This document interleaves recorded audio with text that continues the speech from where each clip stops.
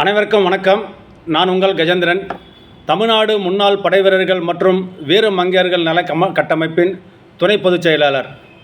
நான் ஒரு 3 days முன்னாடி ஒரு வீடியோ போட்டிருந்தேன். அதில் வேலூரில் 11th August 2026 அன்றைக்கி ஒரு கண்டன ஆர்ப்பாட்டம் நடைபெற போகுது. அதுக்கு வேலூர் சுற்றி உள்ள மாவட்டங்கள் மற்றும் அருகில் உள்ள முன்னாள் படை வீரர்கள் அனைவரும் அதில் கலந்துக்கணும் அப்படின்னு நான் ஒரு ரிக்வஸ்ட் கொடுத்துருந்தேன். அது எதை பற்றின ஒரு கண்டன ஆர்ப்பாட்டம்னு கேட்டிங்கன்னா, கேந்திரிய வித்யாலயா ஸ்கூல் முக்கியமாக வேலூர் மாநகரத்துக்கு வேணும்.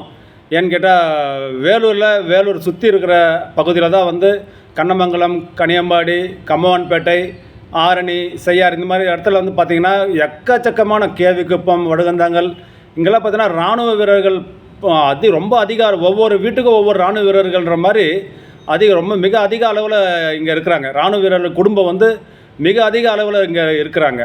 அதனால் ஒரு கேந்திரிய வித்யாலயம் வேணும் அப்படின்றது ஒரு நீண்ட நாள் கோரிக்கை. அந்த நீண்ட நாள் கோரிக்கை பார்த்திங்கன்னா அது அப்படியே பெண்டிங்கிலே இருக்குது. எந்த ஆட்சியர், மாவட்ட ஆட்சியர் அதுக்கு பரிந்துரை செய்யணும், இடம் தரணும். ஒவ்வொரு முறையும் நம்ம மாவட்ட ஆட்சியருக்கு த்ரூ தான் நம்ம அந்த கோரிக்கை மனு நம்ம கொடுக்குறோம். ஆனால் எதுவுமே செயல்பாட்டுக்கு வந்த மாதிரி இல்லை. அவங்க பரிந்துரை செஞ்ச மாதிரியே நம்மளுக்கு எந்த தகவலும் இல்லை. அது அப்படியே கிடப்பில் போட்டுடுறாங்க. அதனால் இந்த முறை மனு கொடுத்தது மட்டும் இல்லாமல் ஒரு கண்டன ஆர்ப்பாட்டம் செய்யலாம்.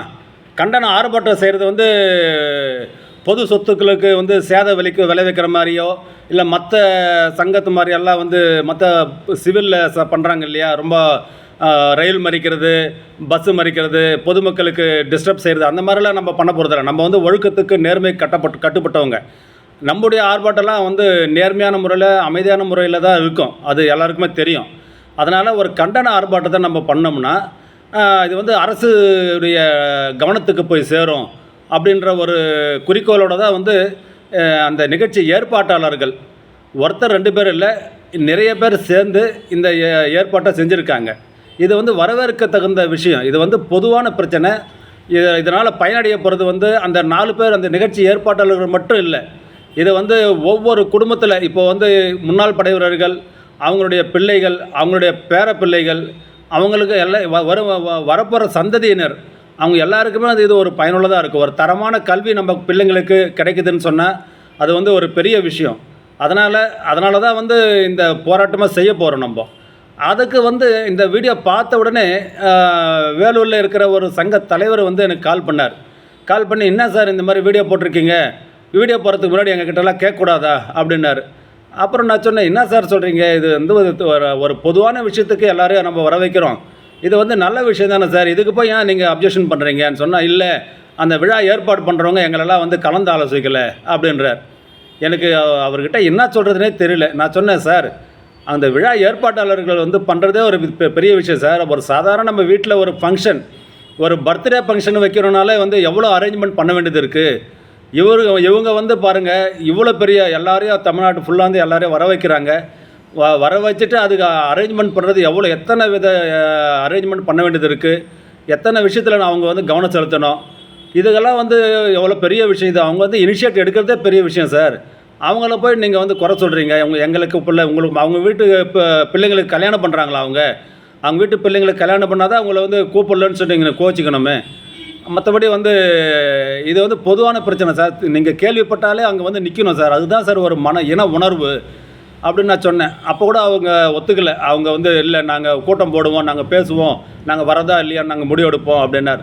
இது தப்பு சார், இந்த மாதிரிலாம் நீங்கள் பேசாதீங்க. கண்டிப்பாக நீங்கள் எல்லோரும் வரணும்.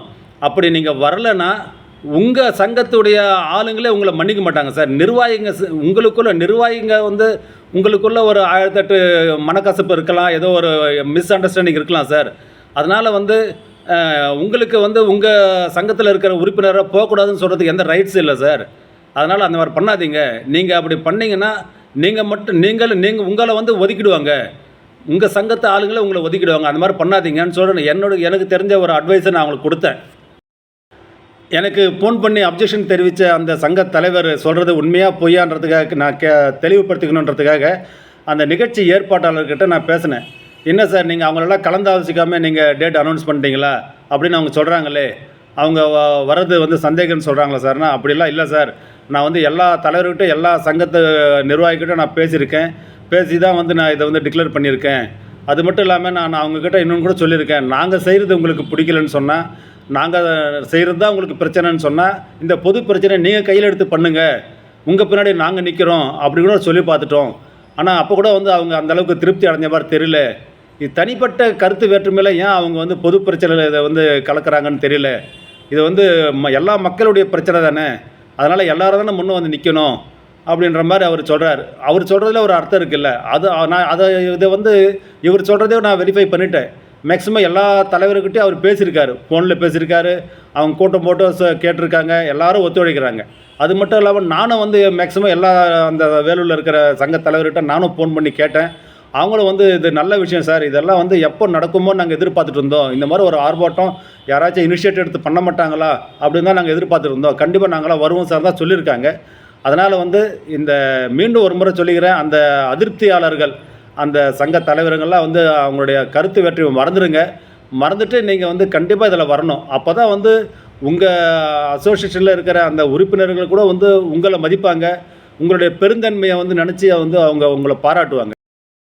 அதனால் நான் வேலூர் சுற்றி இருக்கிற எத்தனை சங்கம் இருக்கோ அத்தனை சங்கத்துக்கிட்டையும் நான் வேண்டி கேட்டுக்கொள்கிறது என்னென்னா, கண்டிப்பாக இந்த போராட்டத்தை மிஸ் பண்ணாதீங்க. கண்டிப்பாக வாங்க. இது வந்து ஒரு பொது பிரச்சனைக்காக போராடுறோம்.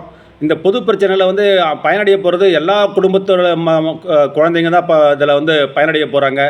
ஒரு தரமான கல்வி நமக்கு கிடைக்கும். அதனால் வந்து இதை மிஸ் பண்ணிடாதீங்க.